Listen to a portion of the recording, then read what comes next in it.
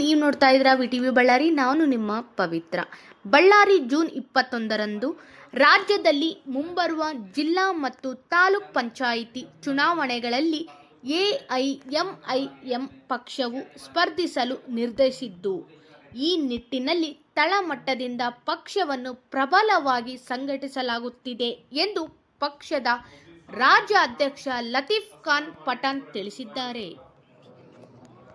ಈ ಸಂದರ್ಭದಲ್ಲಿ ಎಂಐಎಂ ಪಕ್ಷದ ಜಿಲ್ಲಾಧುರೀಣ್ ಜಾಕೀರ್ ನಜೀರ್ ಹಾಗೂ ವನ್ನಹಾಳ್, ಹುಬ್ಬಳ್ಳಿಯ ಶಫಕತ್, ದಾದಾಪೀರ್ ಬೇಟಗೇರಿ, ಶಾರುಖ್ ಮತ್ತು ಇತರೆ ಪ್ರಮುಖರು ಉಪಸ್ಥಿತರಿದ್ದರು.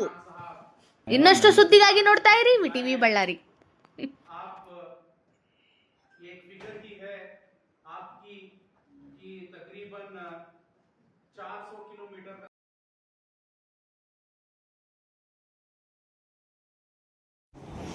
ನಾವು ಒಂದು ಮಾತು ಹೇಳ್ತೀವಿ, ಹೋರಾಟ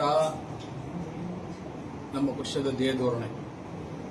ನಮ್ಮ ಪಕ್ಷದವರು ಹೋರಾಟ ಮಾಡುವಷ್ಟು ಬೇರೆ ಯಾವುದೇ ಪಕ್ಷದವರು ಹೋರಾಟ ಮಾಡುವುದಿಲ್ಲ ಅಂತ ನನಗನ್ನಿಸ್ತದೆ.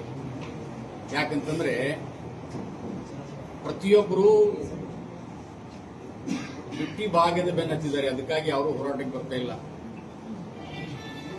ಯಾರಾದ್ರೂ ಮಾರ್ಕೆಟ್ನಲ್ಲಿ ಬೇಡಿಕೆಗಳನ್ನ ಇಟ್ಟರೆ ಅದನ್ನು ತೋಲ್ಮೂಲವಾಗಿ ತಗೋತಾರೆ. ಎಲ್ಲರೂ ಪುಕ್ಕಟೆ ಕೊಟ್ಟರೆ ಅದನ್ನು ಎಲ್ಲರೂ ಏನು ಹೇಳದೆ ಕೇಳದೆ ಎತ್ಕೊಂಡು ಹೋಗ್ತಾರೆ. ಅಂತ ಪರಿಸ್ಥಿತಿ ಇವತ್ತಿನ ನಮ್ಮ ಕರ್ನಾಟಕದಿದೆ. ನಮ್ಮ ತೋಳತ್ನಾಗ ಬಹಳ ಒಳ್ಳೇದನಿಸ್ತದೆ. ಖಜಾನೆ ಎಲ್ಲ ಖಾಲಿಯಾಗಿದೆ. ಮತ್ತೆ ಖಜಾನೆ ತುಂಬಬೇಕು ಅಂದ್ರೆ ಇನ್ನು ಬರುವ ಯಾವುದೇ ಸರ್ಕಾರ ಬರಲಿ 10 ವರ್ಷ ಆದರೂ ಅದನ್ನ ಪೂರೈಕೆ ಮಾಡದಂತ ಪರಿಸ್ಥಿತಿ ಇದೆ.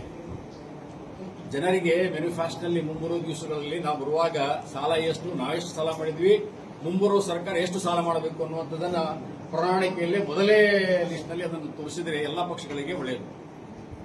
ಎಲ್ಲಕ್ಕಿಂತ ದೊಡ್ಡ ಪ್ರಣಾಳಿಕೆ.